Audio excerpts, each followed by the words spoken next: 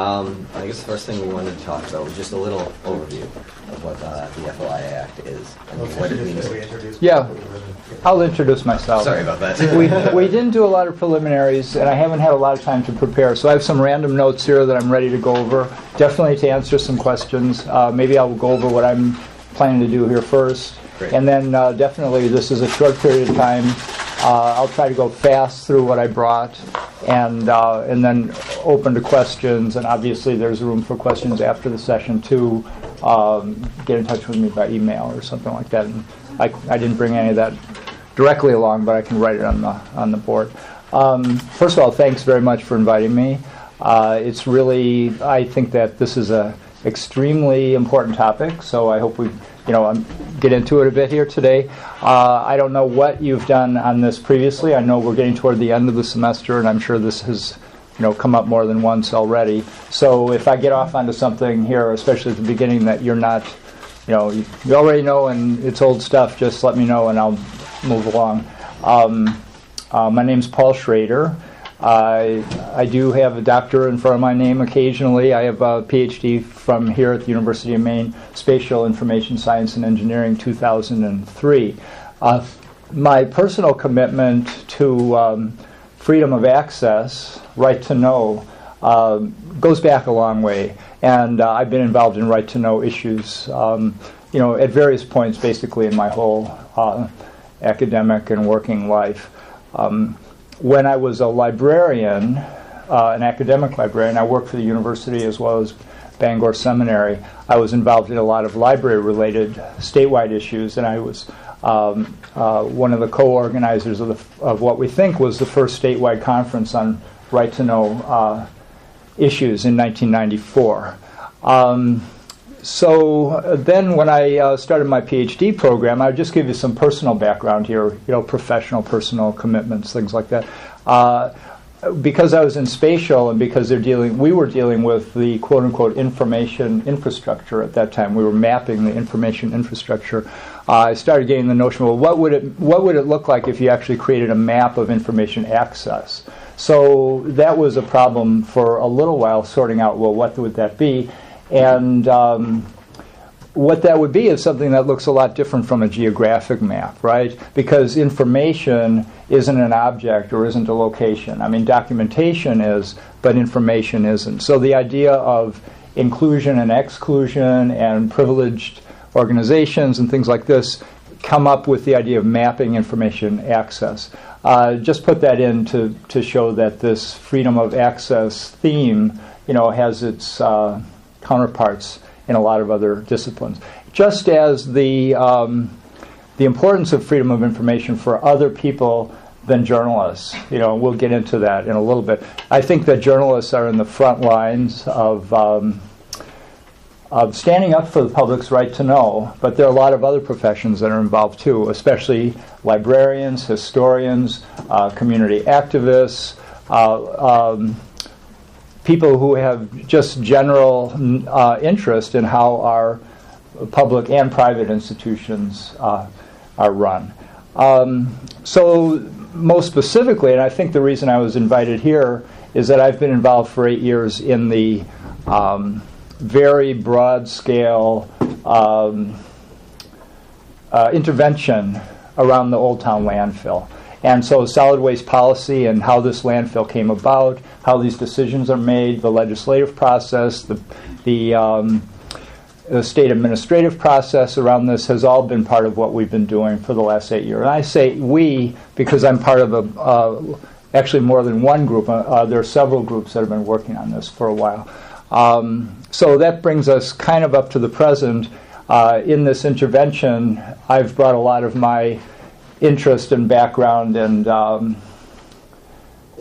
I would say passion about access to information, to bear within the activities of this group.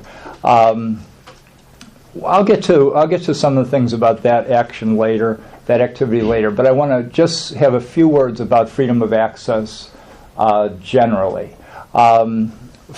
First of all, here in Maine, we call it freedom of access, Maine's freedom of access laws. Whereas on the federal level, they call it freedom of information. It's basically the same thing, and it just depends on how the laws and rules are being written.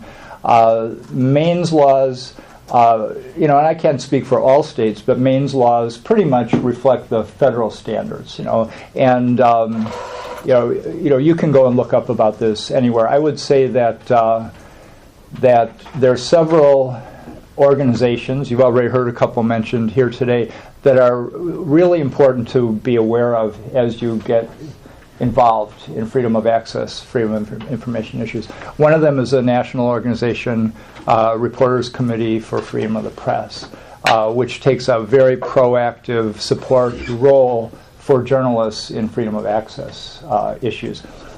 Then there is the Maine Freedom of Information Coalition, which as an individual, I was a member of that when they got going. I'm not a member now. It's mostly made up of journalists, and its mission seems to be to kind of hold local municipalities, keep them honest as far as access to local records. And you'd be amazed at how deceptive and closed your local municipalities will be about how they do business. They will go into executive session. They will lose documents. They will do anything really to be accountable, and that's what this is about. This is what this is all about. This is all about how are our public institutions held accountable to us as citizens, in the democratic process. So there's always going to be a confrontational aspect here. There's always going to be a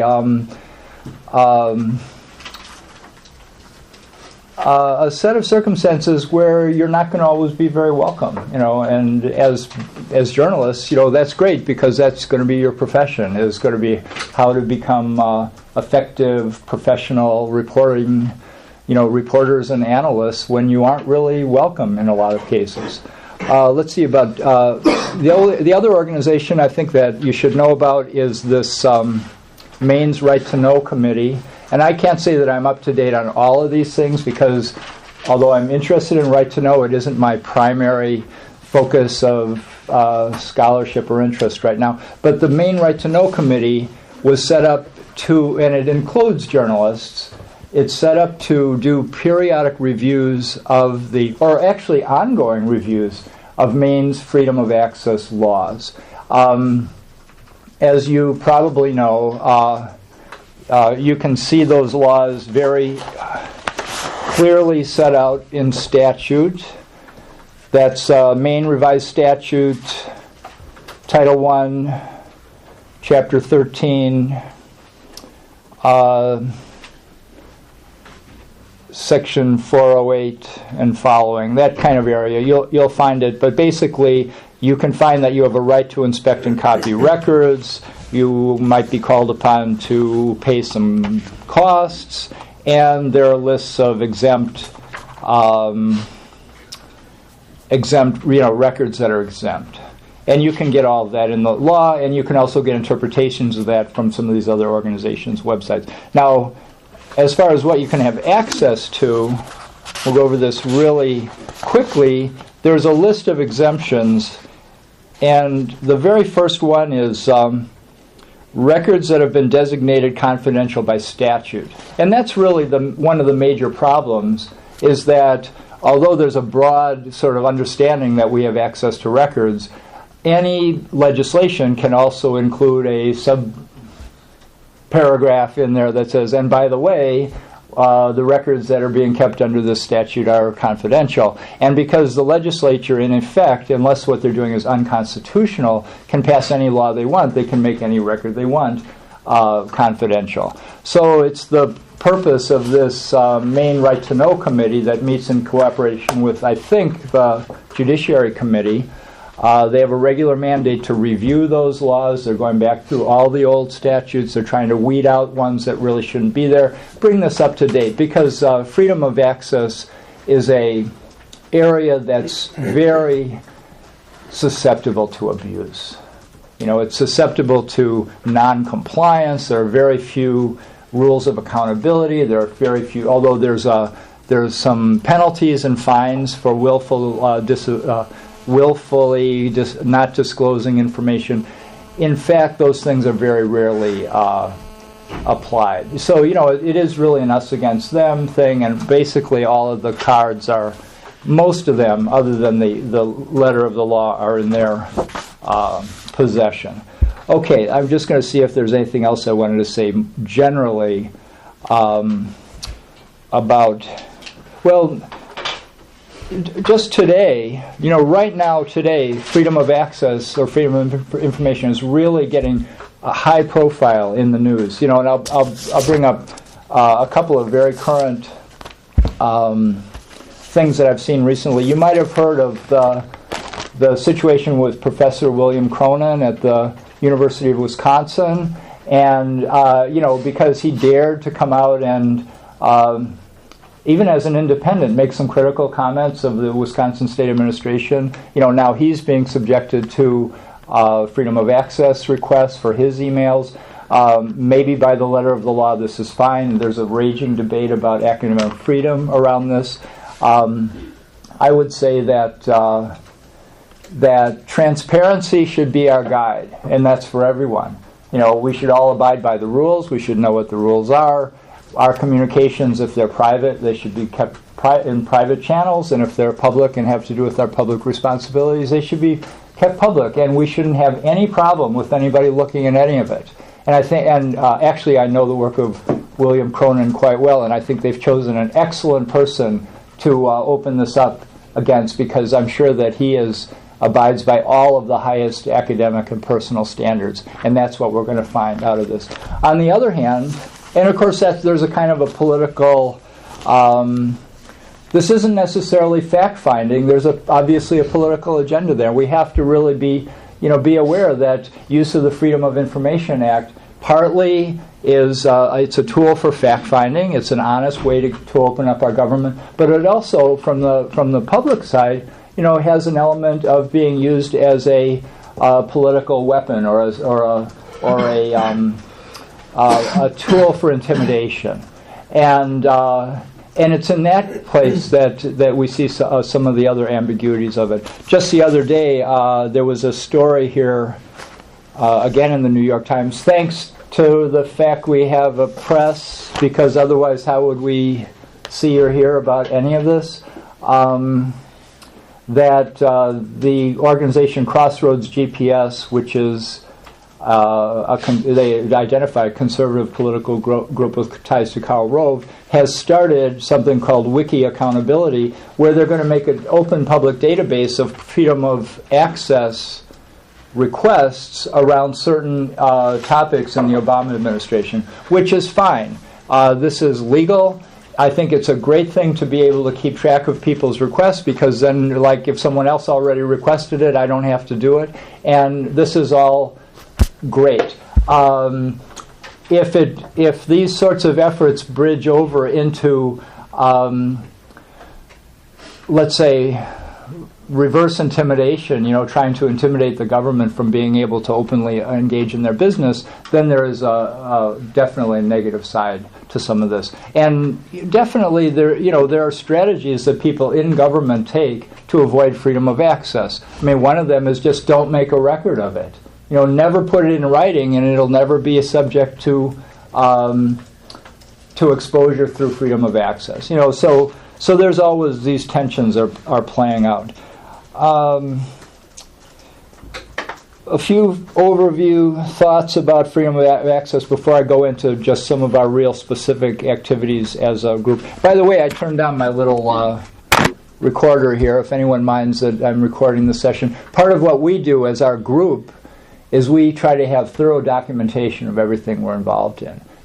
And sort of like documentation is the heart of our activism and of I think what we all have to be striving for, like in everything we do. And what else is journalism but, putting that focus and creating, a user-friendly form of documentation. Well,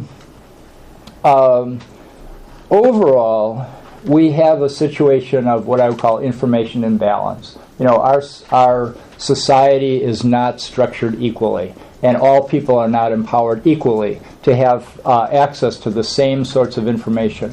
What we would hope that there's enough openness and that we're striving toward equal access so that we can be empowered as full participants. I think that I don't know if it's come up here, but a work that I've appreciated, I think his name is David Brin, his last name is Brin. In any case, he wrote a book called The Transparent Society. And, my own personal feeling is that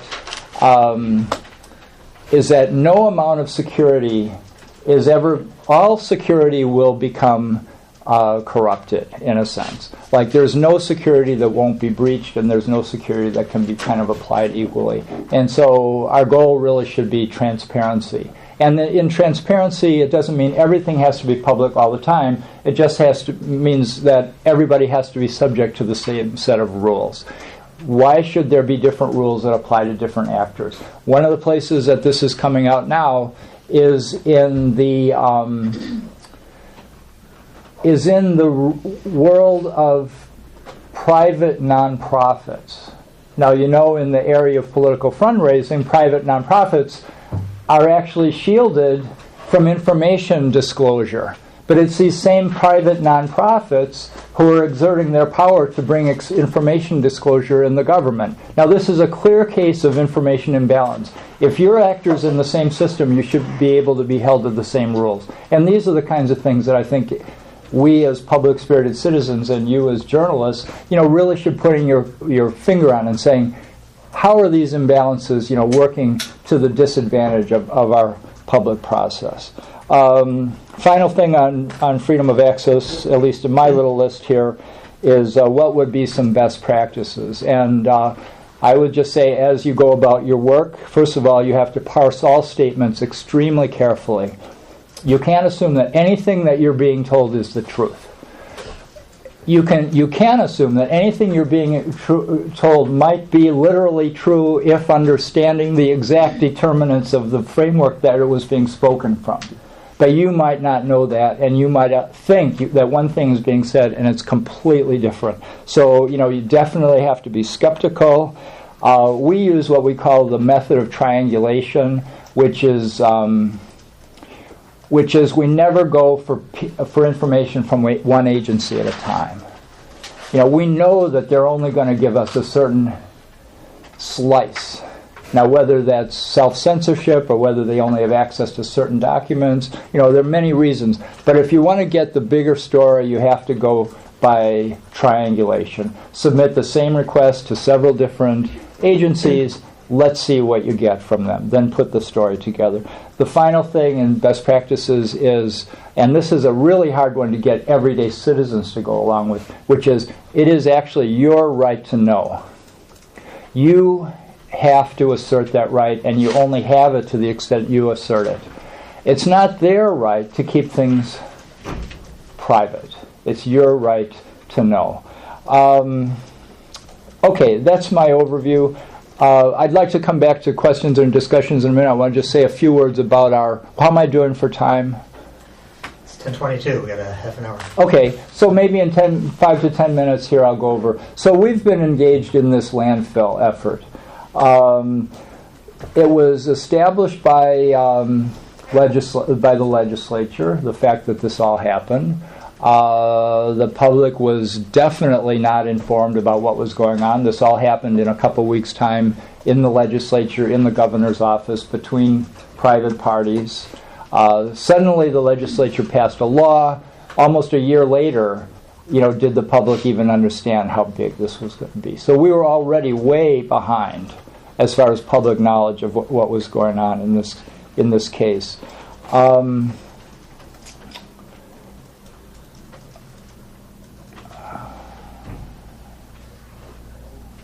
Yeah. So what did we start doing? Well, we filed information requests.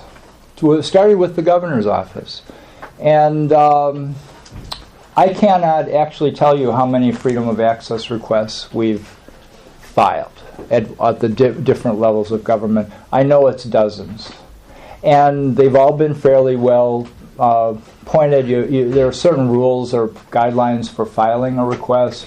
You don't have to say the reason, but I often do say the reason. There's no reason not to say it. I give them as much guidance as possible. I say this is being filed. I've got an example here. This is being filed under the Freedom of Access laws, so they know that to take this serious. And actually, we've had what I would say is fairly good response. And especially we have good response when they and the agencies get to know us and they know we're not going to go away.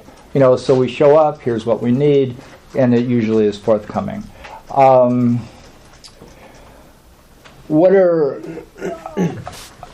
Here's what we have. This is currently in my basement. It's a photograph of our current archives. It's like 8 full file boxes and lots of stuff sitting on a table. We have a lot of material. And we have multimedia, we have news articles, 8 years of news articles, we have a lot of material. And right now we're trying to figure out, well, what are we going to do with this? Can we turn this into something that's useful in the future? We just wrote a grant proposal for a variety of reasons. It won't be accepted, but for something that we're called community-driven documentation. That is, how do you take the skills of a community group and lead and use them to fully document a public policy process? So that's something we're doing. This is a photograph of one of our big successes. This is on my Facebook page. This is Ed Spencer and me. I occasionally have a beard, etc. That was like 2 summers ago. We're holding there a thumb drive which holds the 4,500-page public benefits application for the expansion of the landfill. And you might know that a year ago, a little before this time, that expansion was denied by the DEP and was put on hold. And partly our aggressiveness about getting some of this information out into the public was part of that denial. But this was the reason that this is such a great success was because the landfill operators were required by law, we thought, to submit a public benefits determination application by a certain date. And it didn't show up. So then we questioned them in public, and they said, no, actually, if you read that clause of the contract carefully, it doesn't say we have to submit it by that date. It has said we have to be prepared to submit it by that date. Okay, well, this is how you have to learn how to read what's there and not what you think is there. Okay, well then our question is, if you have to be prepared to submit it, and it says it in the contract with the state, how does the state know you're prepared to submit it unless you have it ready to submit? So working on that basis of that question, we went into the state, and they said, oh yeah, I know it's prepared to submit because I went to the engineering and it's sitting there in all of its 5 volumes on the shelf. Well, as soon as he said he had seen the 5 volumes, then we know that we can see the 5 volumes because he's the representative of the state. Well, you can't go see the 5 volumes. Well, the long and short is that it took us 3 months, but we eventually got the 5 volumes handed over to us by the state on this thumb drive. And, this is the way you sort of have to define your project and go about getting it. But this was one of our great successes. Another success we had was that we used truck weight records. Not all of your public documents are just going to be memos and emails and stuff. I mean, you're going to have actual data sets that you want to get, and then you have to analyze them. Access to the records is just the first part of the process. You have to know what they say, and you have to put them into a story.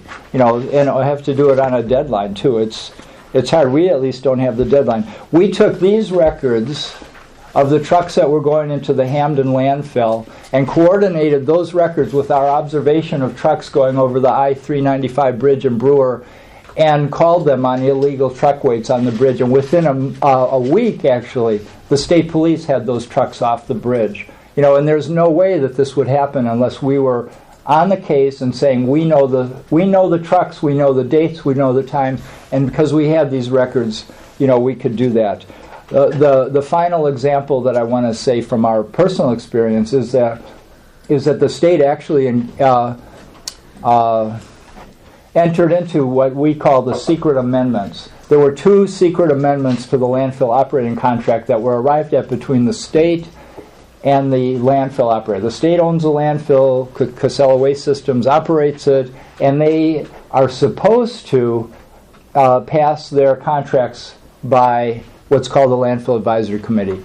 it turns out that unknown to anyone, including the DEP, including the Landfill Advisory Committee, including the City of Old Town, 2 major amendments were made to this contract in 2006, and they weren't even known that they existed until 2008. This all came up sort of like by accident, but once it came up by accident, we made sure we got in and found out what those were. So, that's the kind of thing you can do with this. I'm going to pass a couple of these things out. I didn't bring enough for everybody, but, you can share. This, early on, pass these down. We have this website. We don't keep it. It's not current anymore, but it's something we did. We called it the Dump Documents Dispatch. So many documents, so little time. And what we tried to do there is take key documents, put them online, put a little narrative around it, and say, hey, if anybody's interested, this is what we have. We also, this is an example. There's just 10, so spread them down. This is an example of just a page that we got from some emails within the state. They are very key. Just getting one page can tell you a lot about what's going on in state decision making at a particular moment of time. So you never know what you're going to find or where, but that's just an example of that. This, for what it's worth, and I just grabbed it before I came, this was an example of a freedom of access request we put into the governor's office last fall, and it sort of shows my personal approach to how that works. Let's see if there's anything else that I wanted to cover here in my little overview.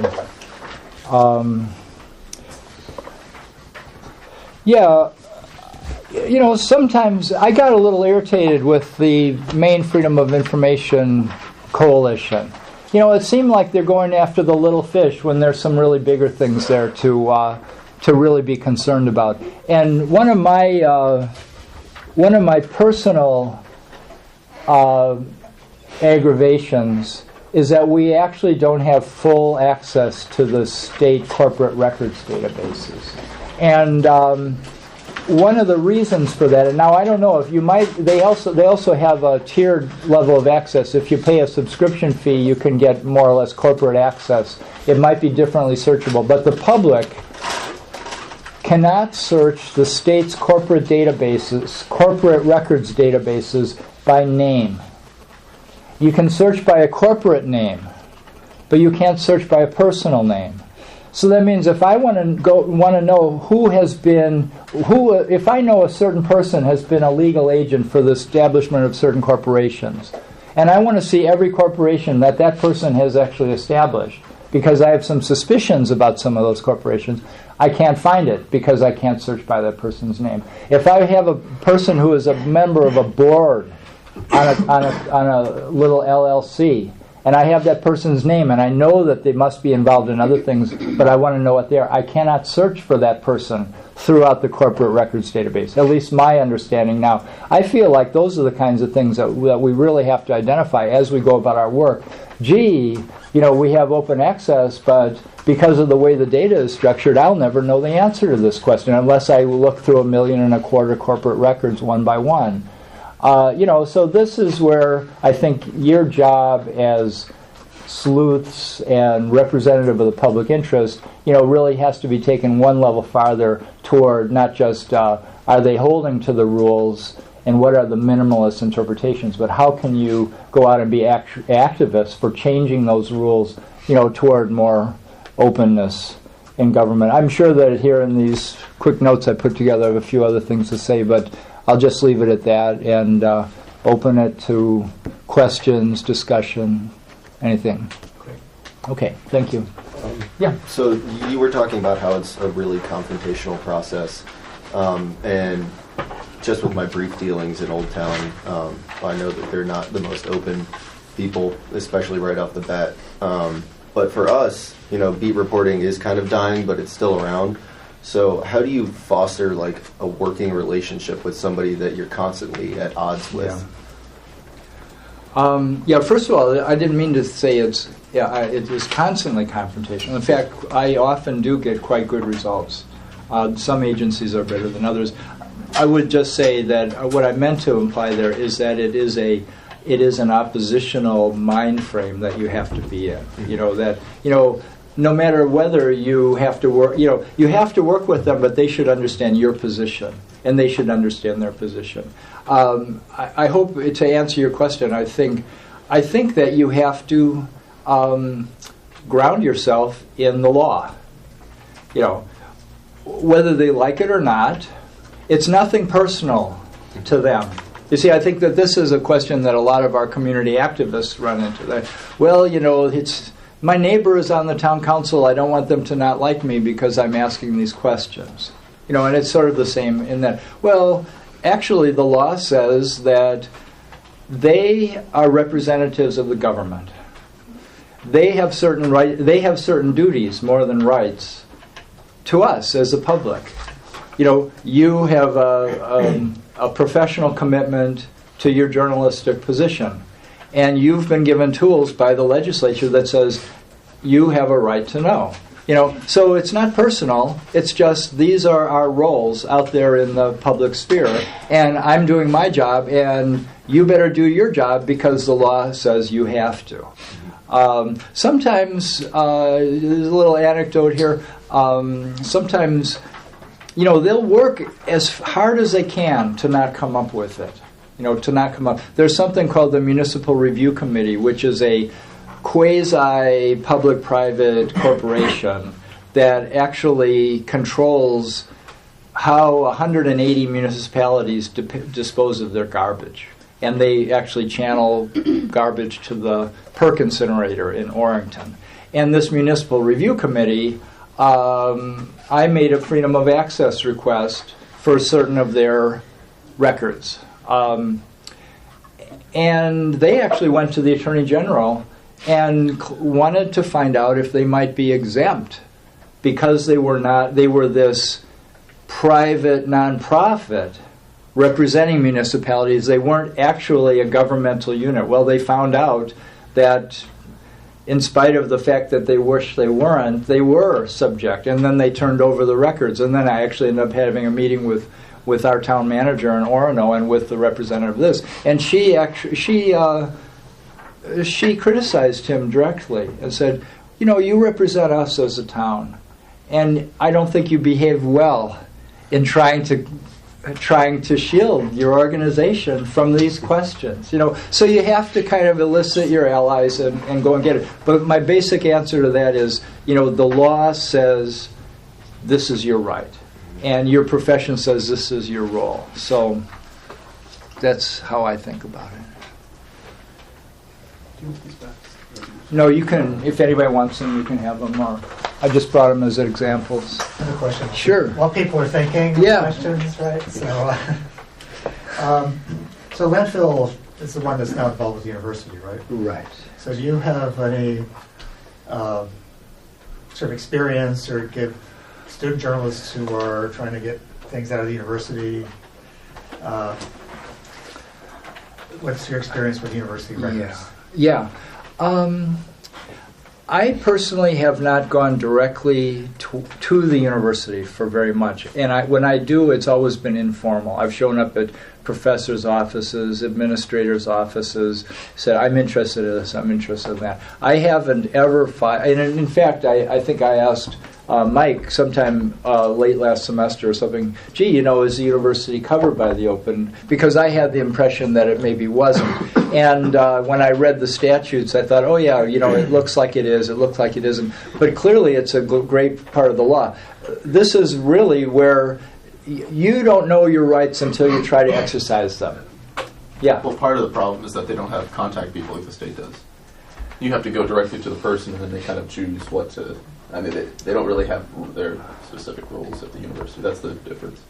It's establishing a track record. I think that, let's just say that if there were a track record of requests and they were made under the terms of the Freedom of Access Law and that somebody kept record of those, then we would get an idea of what they are and aren't being responsive to. It has been very disappointing, the way the university has conducted their own participation in this. There is, to be specific, it hasn't gone to the university yet, but there has been a request to Old Town that hasn't been fulfilled about a meeting that took place here at the university. And that took place in August of 2009, I think. And it was a meeting of the Old Town City Council that was held in the Innovation Center. And I attended with my friend Ed Spencer here, and they basically were there 10 minutes, and they said, now it's time for you to leave. We're going into executive session. There were a number of top administrators from the university, including the university president. There were a number of people from Old Town. There were a number of people from business. And they all together went into executive session. I really question whether this is even legal to begin with. I even question whether it was legal for Old Town to have their city council meeting on the university campus. But it's certainly the university's responsibility to come clean as to why they were there, who was there, what happened from that meeting. That's really where all of this started getting started. There's going to be a big energy cogeneration plant over there past Hilltop. This is all in the works. Partly, it was sort of hidden in the documents because the contract referred to this Phase 2 development, but nothing we ever heard in the news referred to a Phase 2 development. We had to know it when we went to see it. So here's an anecdote. I went, on a previous issue, I went to the Office of Industrial Relations here, which is also governmental relations. And I said, hey, I see that there's this issue, and the university their research labs are involved, and this is involved, and that's involved. Tell me about it. Tell me about this company, and are they involved with you, and stuff like that. He said, oh, no, we've heard vaguely about them. I really don't know much about them. Well, then I went to the state corporate records, and I looked them up, and I saw that this very person who I was talking to in an office in that building was a director of this very company that I was asking about. So I went back to him and I said, hey, I was just in here, and gee, you said you didn't know much about them, but I have this piece of paper here that says you're a director. And not only that, it gives this office as being your official address for this. Oh, well, gee, I usually have that sort of thing sent to my home. Okay. So I'll just tell you, you have to be the people who dig.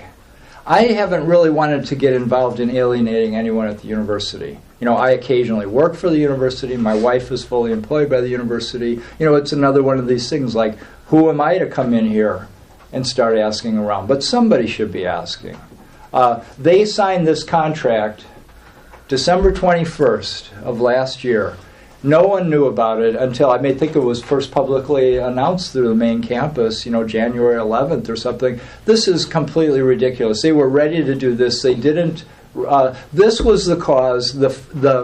This contract was the cause of the Penobscot Indian Nation's representative to the Landfill Advisory Committee getting up and publicly resigning from the committee because he felt the committee had been misled by Casella, and that means by the university, who is their business partner. And so the university, I think, should be watching very carefully where it's treading in its terms of how it's dealing with the public. And they haven't done very well on this particular issue so far. Yeah. How often do you have to send follow-up requests before you get what you've asked for?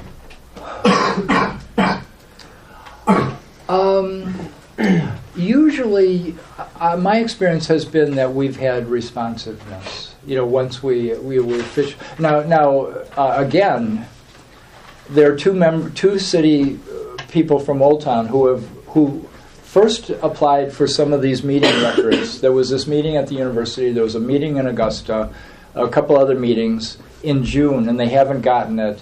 And it is time to start thinking about filing a suit. If you don't get responsiveness, you have top priority at Superior Court. If you the court considers lack of fulfillment of freedom of information to be a priority case. So in that extreme case, when there's something there and they're not forthcoming, you might have to go to court. I did go. I had to file a follow-up not too long ago with the State Planning Office, where they claimed that none of this existed. And I said, hey, here, take a look at this. And I showed him a few of what I had already. And said, maybe you better look a little more carefully. And then a week later, there it was. But it does require persistence.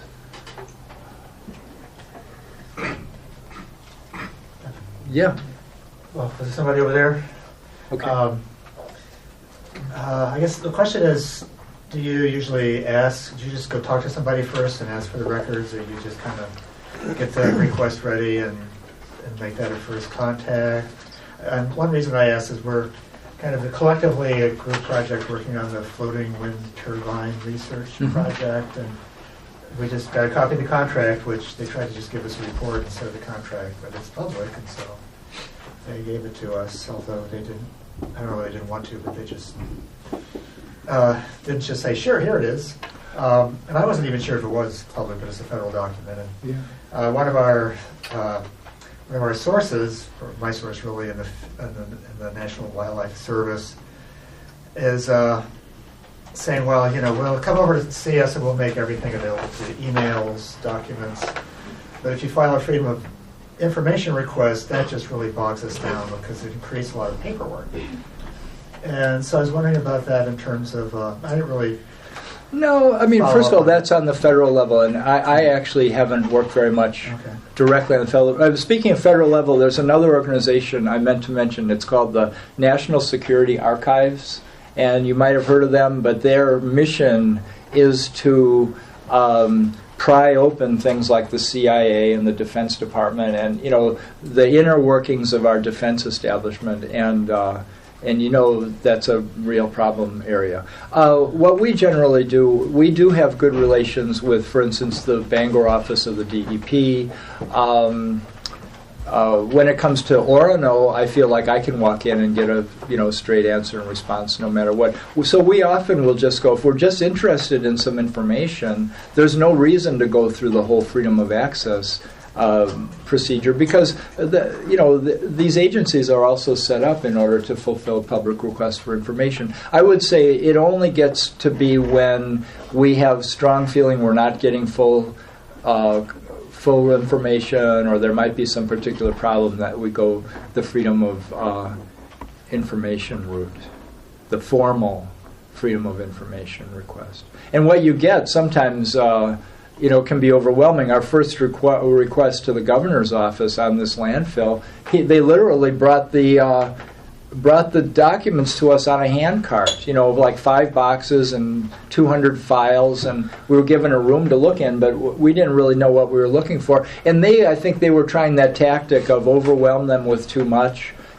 Because we found, among other things, in there was the draft security plan for the Bath Iron Works under Homeland Security. We went to the governor's lawyer and said, oh, and by the way, I didn't know whether it was planted to see if we were going to disclose, inappropriate information. So oh, by the way, did you know the security plan for the Bath Iron Works was here in this pile of stuff you brought? Oh, no, we didn't know that. Thanks for giving it back and all this. So, you're going to find all kinds of different nuggets out there. Yeah. How do you think basically probably the BDN has covered this issue over the last 8 years? I mean, what do you think the media coverage has been like?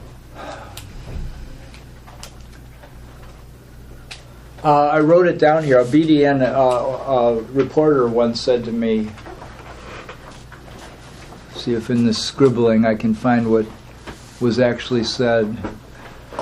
Well, what was said was, look, Paul, we all know there's something fishy going on here, right? Well, if you know there's something fishy going on here, why don't you just do your job and get to the heart of it and bring it out and show it to the public? Well, they don't have the time, really.